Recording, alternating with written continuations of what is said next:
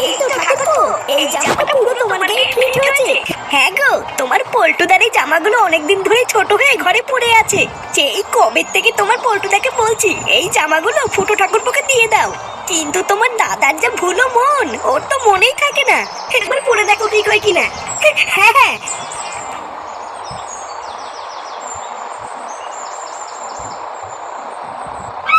এইটা কিন্তু সেরা। এই গেঞ্জিটা পরে দেখে কেমন লাগে? হ্যাঁ ফুটা, পল্টু, তুই এখন আমার বাড়িতে কি করছিস? আর তুই জামা খুলেছিস কেন?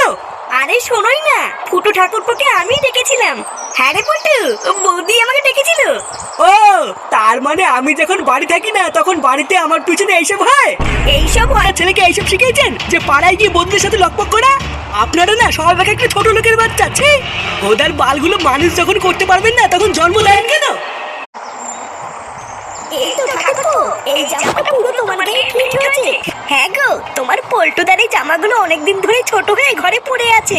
সেই কবে থেকে তোমার পল্টুদাকে বলছি এই জামাগুলো ফুটো ঠাকুরপোকে দিয়ে দাও, কিন্তু তোমার দাদার যা ভুলো মন, ওর তো মনেই থাকে না। একবার পরে দেখো ঠিক হয় কিনা।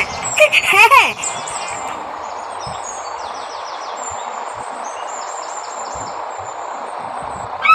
এইটা কিন্তু সেরা। এই গেঞ্জিটা পরে দেখে কেমন লাগে? হ্যাঁ ফুটা, পল্টু, তুই এখন আমার বাড়িতে কি করছিস?